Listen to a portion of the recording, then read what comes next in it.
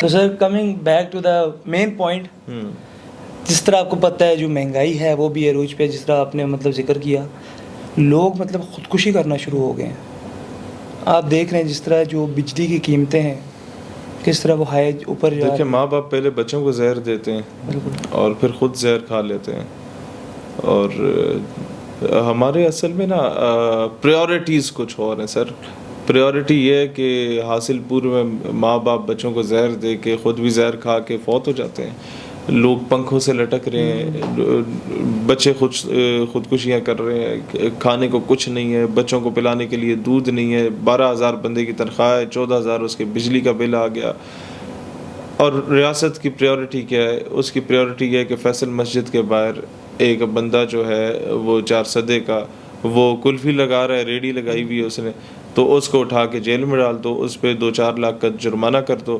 اور بعد میں پتہ چلتا ہے کہ وہ بندہ ریڑھی لگانے پہ مجبور اس لیے ہے کہ اس کے 3-4 بچے ہیں اور سارے معذور ہیں. بالکل. جب آپ کی پریورٹی یہ ہوتی ہے تو پھر لوگ خودکشیاں کرتے ہیں. جب آپ کی پریورٹی یہ ہوتی ہے کہ آپ کا چیئرمین سینٹ یہ بولے کہ جناب میں ریٹائرمنٹ کے بعد اتنے جو ہے نا کلومیٹر پیٹرول مفت استعمال کر سکتا ہوں, اتنے لیٹر جو ہے میری بیگم جو ہے اور میرے بچے بھی ہیلی کاپٹر میں سفر کر سکتے ہیں, پرائیویٹ جیٹ میں سفر کر سکتے ہیں جو سرکار نے ہمیں دیا ہوگا, اتنے درجنوں نوکر چاکر ہمارے گھر میں ہوں گے, اتنی پروٹوکول کی گاڑیاں ہمیں ملیں گی, تو بندہ کہے کہ الو کے پٹھے تو جب مر جائے گا تو تیرا کفن دفن بھی ریاست کر لے گی, یہ چیز رہ گئی تھی یہ بھی لکھ لے, تیرا جو کل ہوگا اس پہ جو جامع شریف بٹے گا وہ بھی ریاست دے گی, یہ چیز بھی لکھ لو, اور پیچھے رہ کیا کیا.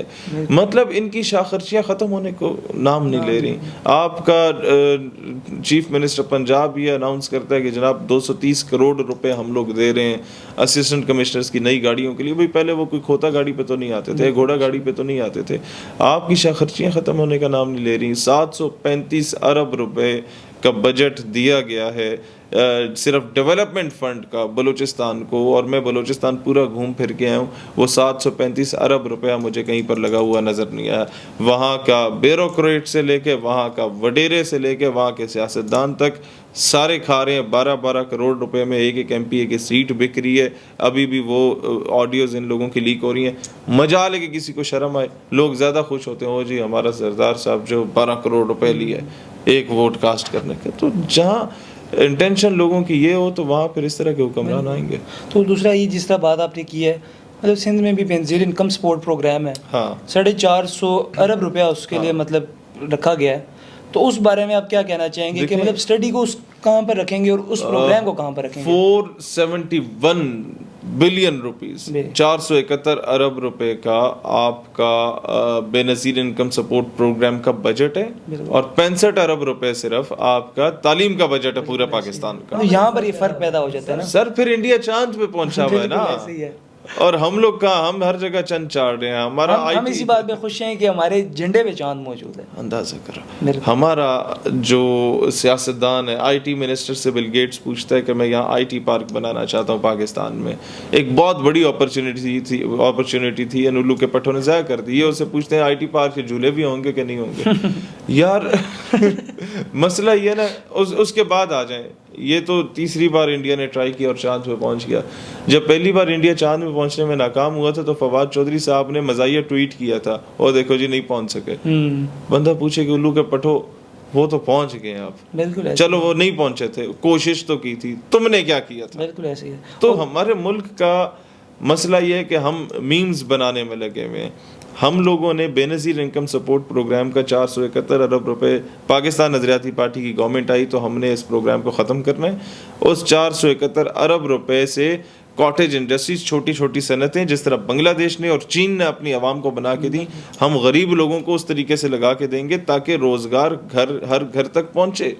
ہم لوگ جو جھگیوں میں رہنے والے لوگ ہیں, جو آپ کے بیسک ہیلتھ یونٹس ہیں, اس کے رہائش کے 3-4 کمرے ہمیشہ سے خالی رہتے ہیں, وہاں پر ان کو یوٹیلائز کریں گے جھگی کی خواتین کو, اور ان کو کشمیری اور گلگتی شالز بنوانا سکھائیں گے. اور وہی شال جو 2-4 ہزار روپے میں یہاں بکتی ہے, اگر اس کو صحیح طریقے سے پیک کر کے دبئی میں بیچا جائے تو 25,000 روپے کی بکتی ہے, برطانیہ میں 40,000 روپے کی بکتی ہے.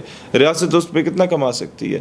ہم لوگ روزگار بجائے اس کے کہ ہر مہینے لائن میں کھڑا کر کے عورتوں کو جو ہے نا وہ 2,000 سے 10,000 12,000 روپے دیا جائے بے نظیر انکم سپورٹ پروگرام کے ذریعے، آپ اس خواتین کو کام کرنا کیوں نہیں سکھا دیتے کہ وہ عزت دار طریقے سے گھر بیٹھ کے کام کر لے؟ ریاست پہ بوجھ ہی ختم ہو جائے گا، بلکہ ریاست کو الٹا وہ کما کے دیں گی۔ تو مسئلہ صرف یہ ہے کہ یہ بے نظیر انکم سپورٹ پروگرام رکھا ہی اس لیے گیا تھا۔ میں گواہ ہوں اس چیز کا، ہمارے علاقے کے بڑے اچھے ہمارے ایک دوست ہیں، انہوں نے ہمیں خود ہی بتایا تھا، اور وہ اسٹیٹ منسٹر رہے تھے پیپلز پارٹی کے، ہی سیٹ کہ ہمیں کیبنٹ میٹنگ میں کہا گیا کہ یہ بے نظیر انکم سپورٹ پروگرام آپ کو 8,000 گھروں کا ووٹ جو ہے وہ مفت میں ہم نے پیک کر کے دے دیے، باقی آپ کی کیمپین اس کے بعد ہے۔ ہم نے کہا سردار صاحب یہ کس طریقے سے؟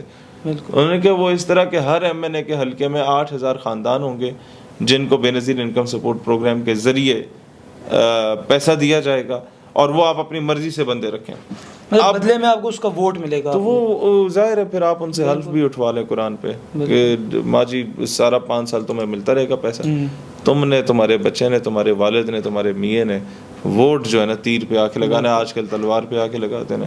تو یہ ڈرامے بازی ہوتی ہے۔ آپ اگر سندھ میں جا کے فری اینڈ فیئر ہماری جوڈیشری اس پہ سروے کرتی ہے، انکوائری بٹھاتی ہے، تو آپ کو پتہ چلے گا 90% آپ کے سرکاری ملازمین ایسے ہیں جنہوں نے اپنے ہی بھانجے بھتیجے چاچے مامے تائے اور ان کے خاندانوں کو بے نظیر انکم سپورٹ پروگرام کے ذریعے فیسیلیٹیٹ کیا جا رہا ہے۔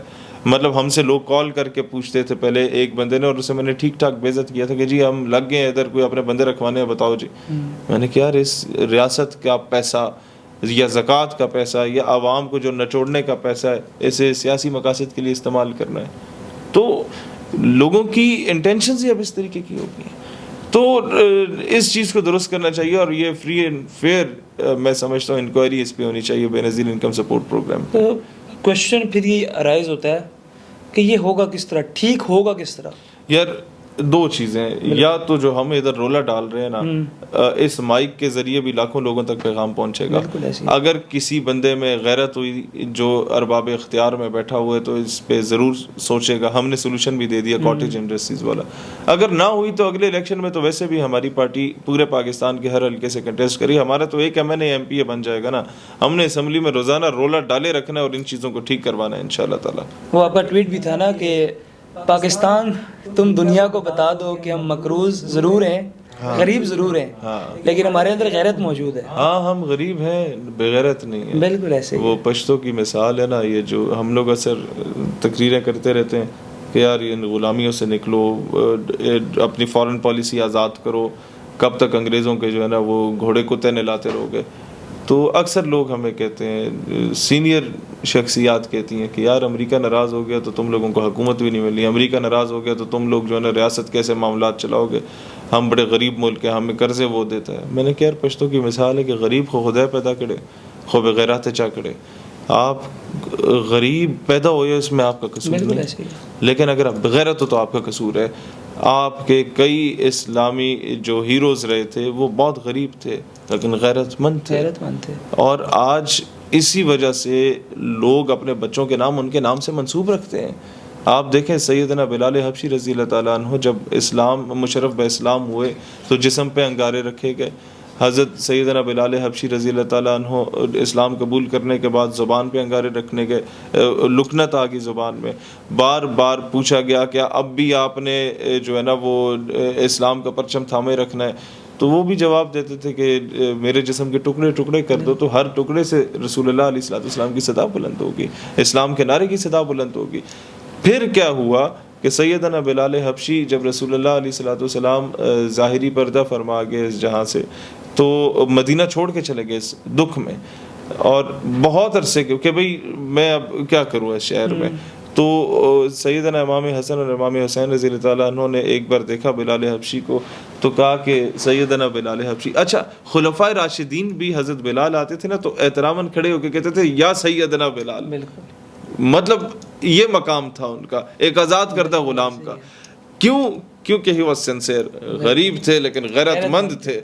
اب انہوں نے منت ترلا کیا کہ سیدنا بلال حبشی آپ آئیں، ہمیں وہی اذان سنائے جو رسول اللہ کے دور میں آپ سنایا کرتے تھے۔ تو بلال حبشی کہتے ہیں میں تو اشہد ان محمد رسول اللہ جب پڑھتا تھا تو میں رسول اللہ کو دیکھا کرتا تھا، اب میں کیا کروں گا، کس کو دیکھوں گا؟ انہوں نے کہا نہیں ہم سننا چاہتے ہیں، آپ آئیں۔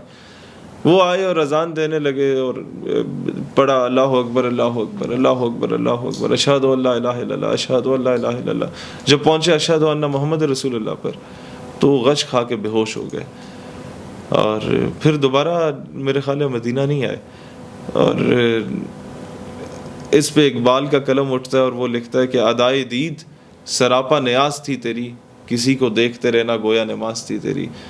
اور آج اقبال نے پھر یہ لکھا تھا کہ اقبال یہ کس کے عشق کا فیض عام ہے, رومی فنا ہوا حبشی کو دوام ہے. رومی یہاں پر الیگزینڈر دی گریٹ کو کہا جاتا ہے اور حبشی کو دوام ہے, یعنی ہر گھر 4-5 گھر چھوڑے نا, چھٹے گھر میں آپ کو ایک بچہ ملے گا جس کا نام بلال رکھا گیا. کیوں؟ غیرت مند تھے. تو جب آپ نے فیصلہ 2 چیزوں میں کرنا ہے, یا تو آپ ظاہری نشو و نما کے لیے کام کرتے رہیں کہ جناب ہمارے پاس گاڑی بھی اچھی آ گئی ہے, باقی بھی چیزیں اچھی آ گئی ہیں, 2 ارب روپے اگر آپ کو کوئی پینٹ کا چودھری دے دے کہ جناب میں آپ کی بیٹی اٹھا کے لے کے جا رہا ہوں اور آپ عیاشی کرو, آپ اس سے سڑکیں بھی بنا دو, کوٹھی بھی بنا لو, گاڑیاں بھی لے لو, وہ گاڑیاں لے کے جب آپ اپنے پنڈ میں جاؤ گے تو پنڈ والے تو آپ کو بغیرت بولیں گے. تو یہی کام ہوا, ڈاکٹر عافیہ صدیقی کو بیچا گیا اور کہا گیا کہ اپنی کتاب میں لکھا گیا کہ جناب we have got bounties of dollars. تو بندہ پوچھے نا آج مشرف صاحب سے کہ کیا حاصل کیا ہوا, جب ریمن ڈیوس جاتے ہوئے کہتا ہے کہ یہ وہ لوگ ہیں جو $5-10 پہ اپنی ماں بیچنے کو تیار ہوتے ہیں, کیا حاصل ہوا؟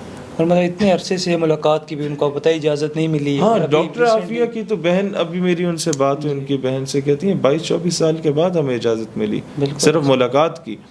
تو اگر ہماری حکومت چاہے تو ڈاکٹر عافیہ صدیقی آ سکتی ہے, لیکن حکومتیں چاہتی نہیں ہیں. انہیں پتہ ہے کہ وہ لوگ زندہ ہیں جو اس دور میں مشرف کی کابینہ میں موجود تھے. اگر وہ آ گئی اور اس نے زبان کھول لی کہ کون کون انوالو تھا مجھے بیچنے میں, حسین حقانی جیسے بدبخت کو اربوں روپیہ یا کروڑوں روپیہ دیا گیا تھا اس دور کا کہ آپ اس کے کیس میں معاونت کریں, کسی طریقے سے رہا ہو کے آ جائے, وہ کتنے پیسے کھا گیا تھا, کون کون سا وزیر ملوث تھا, کس کس نے امریکہ کو راضی کیا تھا.